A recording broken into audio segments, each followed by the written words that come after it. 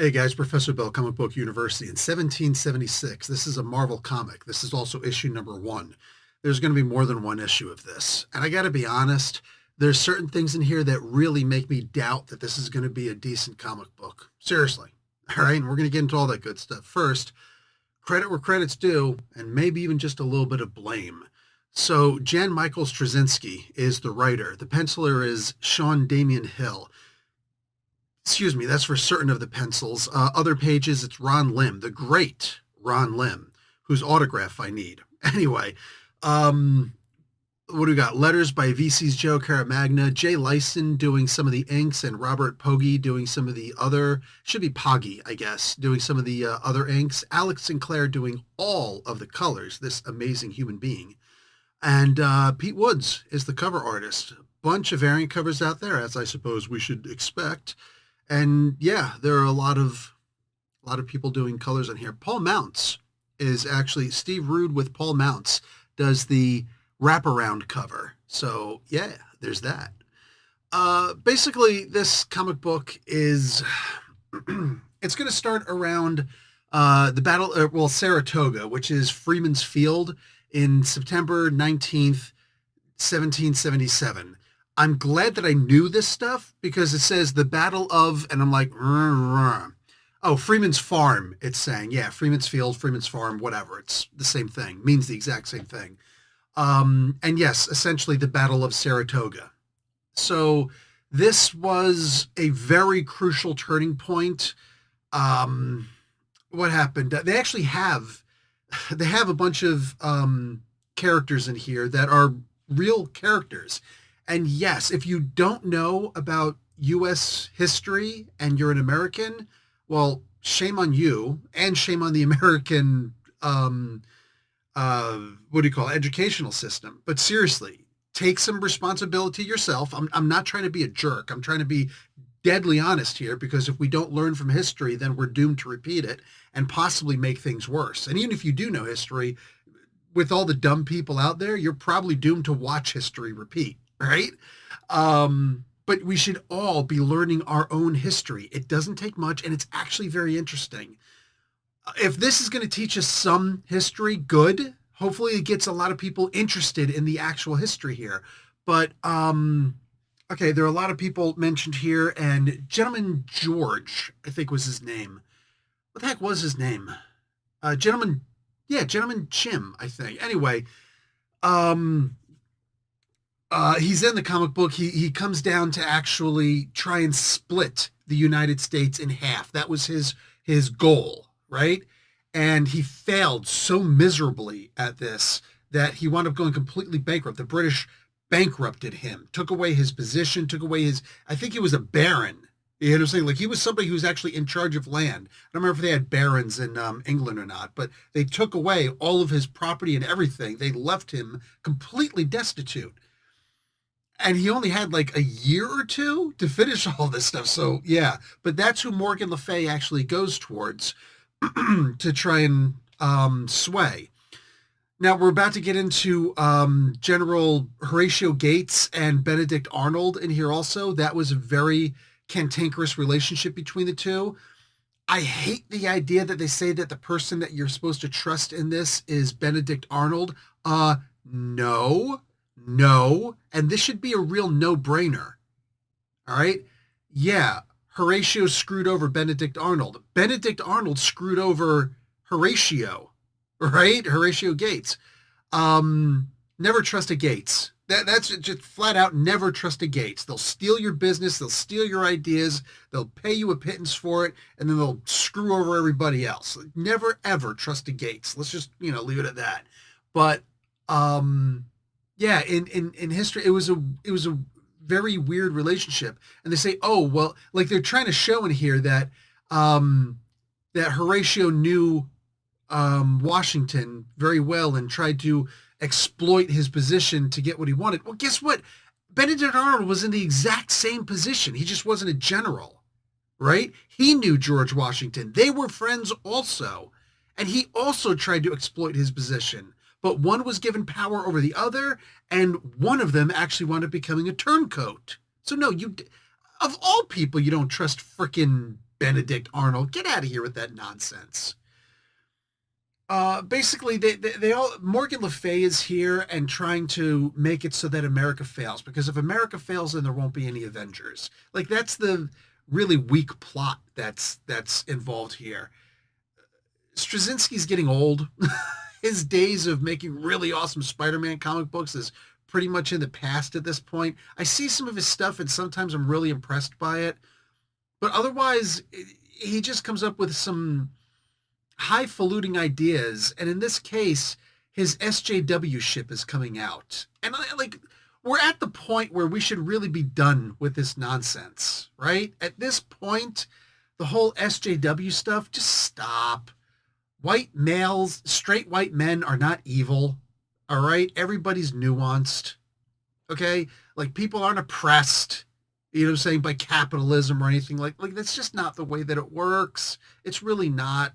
Socialism has killed more people than any, possibly all religions combined. So let's just stop for a second with the nonsense. And can we just actually look at history? Can we actually just try and write some good comic books? Can we do that? The thing that really annoyed me with Straczynski's nonsense in here was his pseudo, what is it, the 1619 Project, I think it was called. By that New York Times writer who is probably a little bit, loco en la cabeza, and definitely has some kind of a mental ailment. Unbelievable, the kind of nonsense that I read in these things. Who was it? It was Bruce Banner, who goes and asks, well, wait a second, as a scientist, I want to think about this stuff. So this guy with multiple PhDs is too dumb to know basic grade school American history. Really? Really? And he goes and he asks, well, would it actually be a better thing if we, were ruled by the British, or if we were, if we fought against them and won? I mean, would it be a better thing if we beat the British? He actually asks that. That's funny. It's actually annoying, but it is what it is. And Spider-Man says, yeah, what about slavery? They point out, oh, the British ended slavery, and I don't remember the exact date, but I looked it up. They ended slavery in 1834, and America didn't end slavery until after the Civil War, which was several years later. Let's pull out some facts for this absolute moron. All right. Vermont abolished slavery in 1777, the very year, because all 13 original colonies had slavery.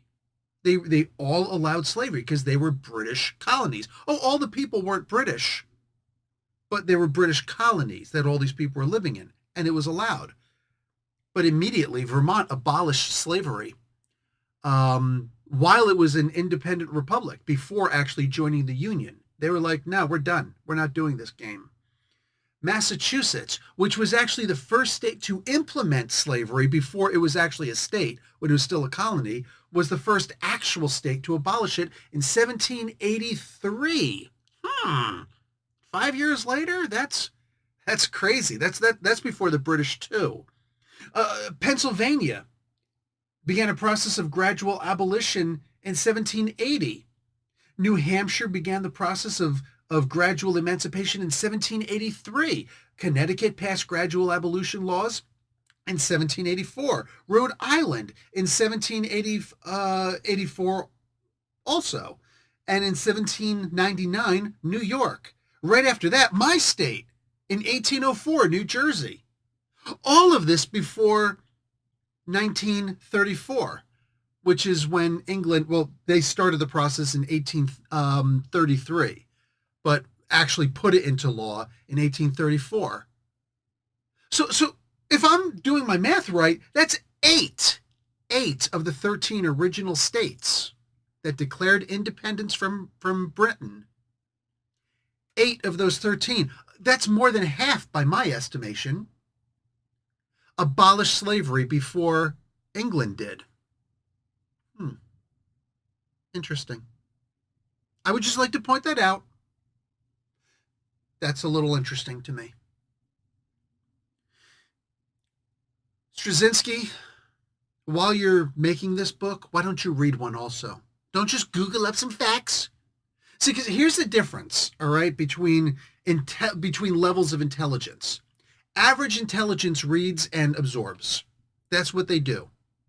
Lower intelligence at certain levels can't absorb information as fast or at the same rate, all right, or the same quantity, all right.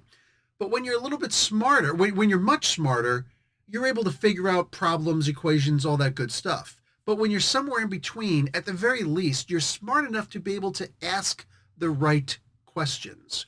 Because if you don't know the right questions to ask, you're never going to get to the answers that you're ultimately seeking. I think a lot of us recognize that just by Google searches alone.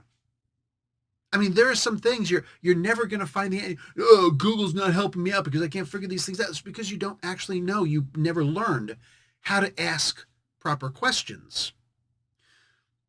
I think it's crucial to understand Straczynski might be just a little bit too old to figure this stuff out. Maybe this newfangled interwebs technology is too much for him. Maybe his library card ran out, or he forgot how to use the Dewey Decimal System, and the card catalog burnt down. Let's face it, this guy with his SJW nonsense, all right, it's one thing to put a little black flag in your square. It's another thing to actually think about ways to fix things and to make good in the world. That's the difference between somebody like Straczynski and arguably the rest of us, the people who I keep in my circle at least, because I don't care if you virtue signal something. I care that you learn and actually try to make sure we don't repeat bad things in history. And you don't just burn down a country because, well, no, you're smart enough to understand. Most of America, when they became America, abolished slavery long before England did. And England is the first entire country to have done it. If it wasn't for those pesky Southerners who thought they needed slavery to keep their cotton farms going. Oh, and I should also point out that during the Civil War, when England had already abolished slavery, weren't they one of the countries, along with France and several others, who had their ships off the shore of the South offering their help against the North, or at least about to offer their help to some of them did, some of them didn't fully, but the South didn't trust them and they shouldn't have, but still, and thank God they didn't. Because while we like to say that, picking cotton somehow built America, it didn't. It simply didn't. Only 6% of that actually, barely 6% of that actually went up north. Most of it was sold overseas. And by abolishing slavery, these other countries, including England, which had technically abolished slavery and was trying to stop other countries from, in the Atlantic at least, from the slave trade, which was really hard with the Ottoman Empire there. The, what do you call it? The British were actually one of the people who didn't want the abolition of slavery, which the Civil War caused. Because the British were actually gaining the most from the cotton trade. And a lot of these other countries also. And yet the South is still the poorest part of the country.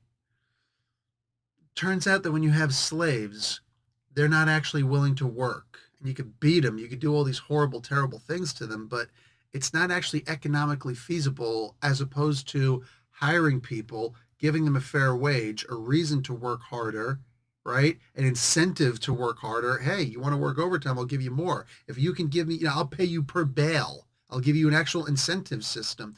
All of a sudden, you'll get better quality. Hey, make sure you get all the cotton off of that seed, not just, a little bit, whatever. Like, it turns out you actually get more money that way. And by the way, just to dispel this myth, The idea that there are jobs that some Americans won't do is funny because you see that all around the world. All around the world. And it turns out every single time those things are proven false.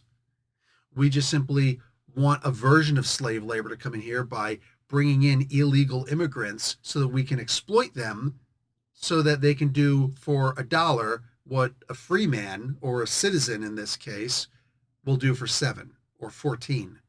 You get it, right?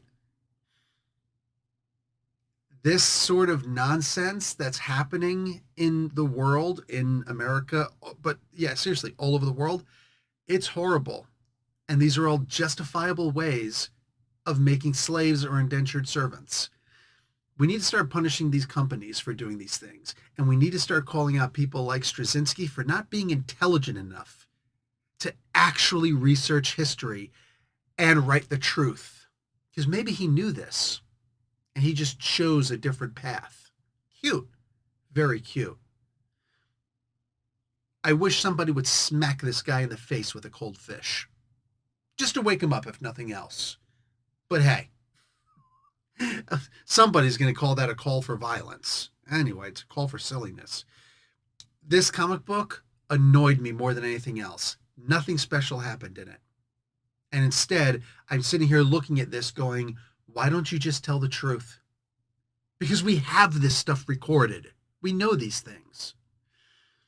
But some people are going to lie because they simply hate themselves and they have this suicidal idolation for themselves, for their culture, for their people. The funniest thing, Americans don't really have a culture. Really? Pretty sure the fact that you could call out the cultures of all sorts of other people indicates that we do have a culture because they're different from our cultures, our customs, our norms. But I don't think enough people actually have critical thinking skills enough to understand that. Heck, just something as simple as, making fun of somebody for you not using utensils when you eat indicates that we have a culture of using utensils. Now, it's not right to make fun of people, but doesn't that kind of get all the little prejudices and the things that we make fun of other people for point to our own culture?